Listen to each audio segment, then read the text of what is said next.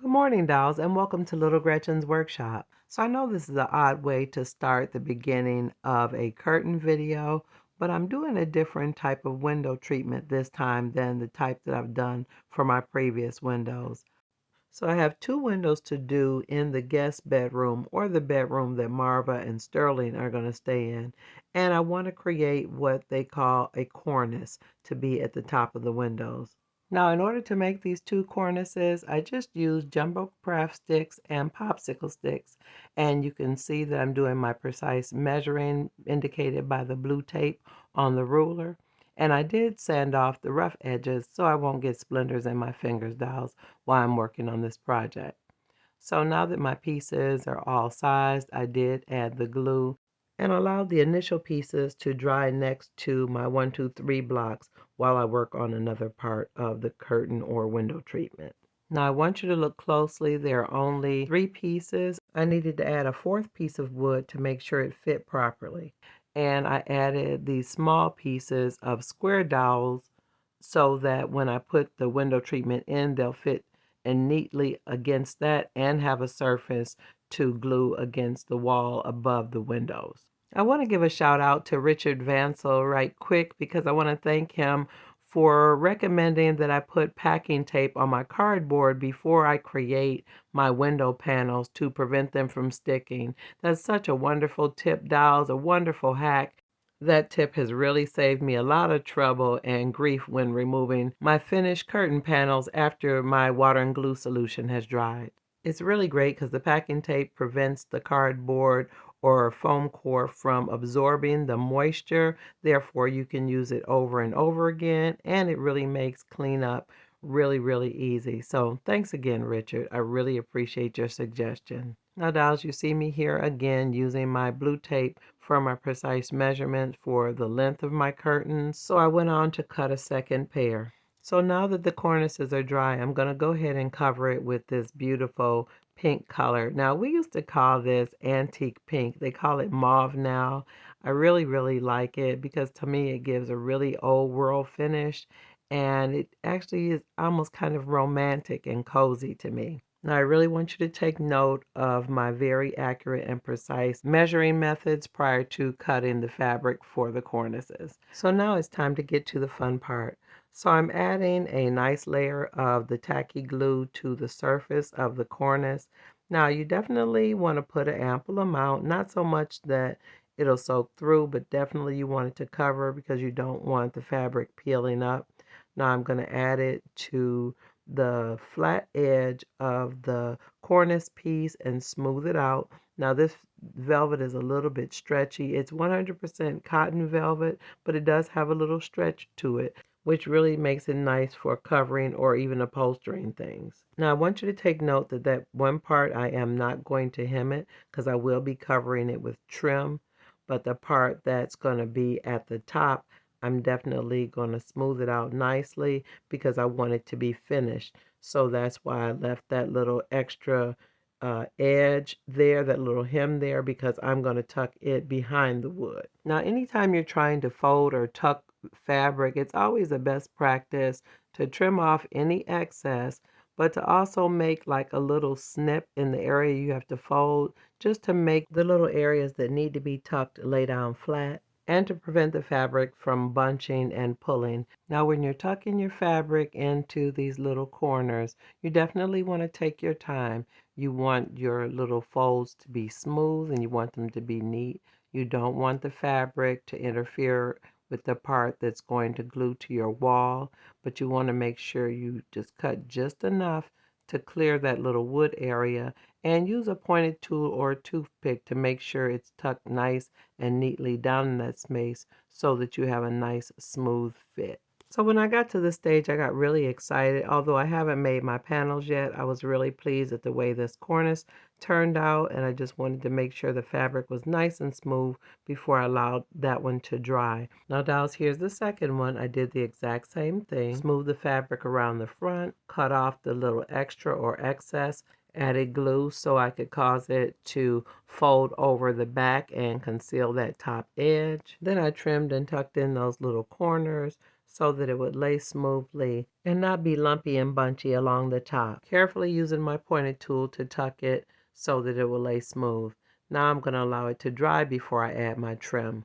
So while those are drying, I went on to make my curtain panels. Now, although I do have several curtain videos out there, I'm going to go ahead and show you what I did with these because they're a little bit different. Now, as a rule, I generally add a very thin bead of tacky glue around the perimeter of the fabric I'm using. And then I just take my little needle tool and try to smooth the glue out as much as possible just so it won't be clumpy. Now, dolls, this is some very, very fine 100% silk. And although it is a natural fabric, it's really good for dollhouse curtains. It behaves a little bit differently than cotton. So it is pretty delicate, and I'm just trying to make sure it sticks really neatly. Now you will notice in different parts of the video, you will be able to see the glue a little bit through the fabric, but I don't want you to be concerned about that because I will be adding my water and glue solution to the entire curtain panel. Now notice at this stage the silk has a really bright look and appearance to it. Actually even has a sheen, but it will look very antiqued when I'm done. Now here are my completed panels and the hems are dry. So it's time for me to add the water and glue solution and create my draping effect on my panels. And I do want you to notice you can see little bits of the glue showing through, but again, not a problem. Now here you're going to see me stirring my water and glue solution. Now my general recipe is 3 parts water to 1 part glue. And always be aware the more glue you add, the harder your finished product will be. Now here I am applying it with a large brush because the large brush really helps you control how much water you get onto the fabric. Now that my panel is saturated, I'm going to make straight panels. Now these panels are not going to have any bends in them where I would do tie backs or anything like that. I'm doing them straight. So you want to start by pinning the tops of the drapes where you want them to hang under the cornice and then pull them down straight, making sure that you create the folds in the width that you would like them to be.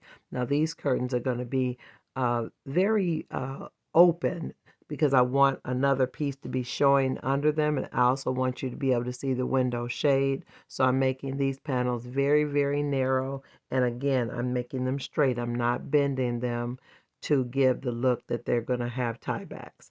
And here are my 4 completed panels. They're all pinned and ready to be set aside. Now I will allow these to dry overnight, but I just want to show the contrast in the fabric as to how it looked before I added the water and glue solution. Now, dolls, while the straight panels were drying, I got another idea. Now, I already had an idea to put a sheer piece behind the panels, but I got another idea. I still wanted to add something else, another element, another dimension, another layer. So I decided to do sort of like a cascading like valance. So I started out the same way with another piece of fabric that was a little bit shorter than the panels, but I was going to make them rather shallow because I didn't want the cascade to be really, really long or deep. So I did the same basics, hemming the edge, creating the little small panel, and then I started thinking about how I wanted it to hang down in front of my curtain all ruched up. So I began to pin it at the end of the cardboard piece that I created the straight panels on. And after I got done with it, I really liked the look of it, and I went on to make a second one. I have 2 cascading valances all set and drying alongside of my straight panels. Now, I did allow them to dry overnight, so this is the next day, and you see how they look. It almost looks like in between the draping part. The high parts are darker, the lower parts are more like the original color. I don't know what it is, but I just love the way this looks. It looks so antique, and you can see, I know what it is. It reminds me of dried roses, like the folds and all the little petals. I just love it. It looks very vintage, very romantic, and I think it's going to be perfect for the look of this bedroom. So here are my panels. They have that same kind of almost a patina type cast to it, and I think it's going to be a really great contrast to the bright mauve that's on the cornice, the velvet, And then I've got my trim here. So dolls, I'm getting kind of excited because it's assembly time, which for me, after I get all my pieces together, when it's time to do the finished product, it's always really exciting. So here I am again, dolls, as expected, using an excess amount of glue along the edge of the cornice and gently pressing the trim into the glue and wrapping it all the way around. Now I actually had pink trim, but I really like this taupe shade. I thought it added to the kind of antique romantic look of the mauve and the other things in the room. And even though I felt like I added a lot of glue, I think that it's going to work out fine because the tacky glue dries clear. And you see me just smoothing out this side. I have to admit, dolls, at this stage, I'm really, really getting excited about it because the little cornice has turned out to look like I imagined. It's really exciting when what you see in your head is actually in front of you when your vision comes to pass. So let's allow those cornices time to dry. So while looking at the cascading valances, I realized that they were kind of wide, so they're not going to fit properly unless I trim off that edge. So I did cut off that little hanging piece so that it'll fit well under the cornice with the other curtain panels. And then I went ahead and trimmed off the other one to make sure it fit as well. And after I trimmed off the excess and ensured that it would fit neatly under the cornice, I turned my attention to determining how I would fit them all under there. Now, keep in mind, my valances are still a little bit wet. I really needed to exercise patience, but in this case, I didn't, dolls. I'm sure you all can identify with just wanting to see it all come together. I was very excited. At this point, I was really, really glad that my playfulness didn't disrupt the drying of my cornices or distort the original design. Now, dolls, I want to be clear, it is nothing wrong with playing because I feel like you definitely have to play when you're doing projects like this, but I would just advise wait till all of your pieces are dry before you begin to truly actively handle all the components to your design. So here you can see how I pieced together my design. The cornice is going to be out front. The cascading valance will be right behind it. And then my two long straight panels will be behind that. But then I decided to add another element. I wanted a little sheer piece of curtain to be behind everything in front of the window shade. That's how I did the dining room window. If you haven't seen that video, I will leave a link in the description. So I decided I would start out putting glue across the entire piece of the cornice all the way across. Now, I want to warn you, dolls, it's going to look bad. This part or this side of the project is not going to look attractive, but we're not going to worry about that because what's going to be showing is the part that you want to be concerned with. This is all illusion. So I'm adding one panel, one of the straight panels, right on top of that, which was absolutely wrong. I'm really glad I caught myself and stopped and realized that I was putting them together in the wrong sequence. I'd already decided that the cascading valance would be first, and just that quick, I forgot. So after adding more glue, I added them in the proper sequence, which was having the cascading valance first on top. And it took me a moment to kind of press it in because remember, these panels are a little firm from the water and glue solution. So you just want to hold it to make sure it sets before you let it go. Now be aware you may have to work with it a minute, but it will stick. Now after I got it into the proper position, I realized it was a little bit high up, so I did have to trim that off to make sure you couldn't see it from the other side. So make whatever additional tweaks or changes to it that you need. There is no wrong way. Just make sure it looks good from the other side. This is the true meaning of the word facade. Now I want you to take note that I have added an ample amount of glue to the top surface on top of the cascading valance because now it's time for me to add in my straight panels on top of that. So I'm pressing them in and literally trying to embed them into the glue. And you see me here adding the second panel, again, right on top of all of that glue and on top of the cascading valance, pressing it in, again, trying to embed it into that mountain of glue.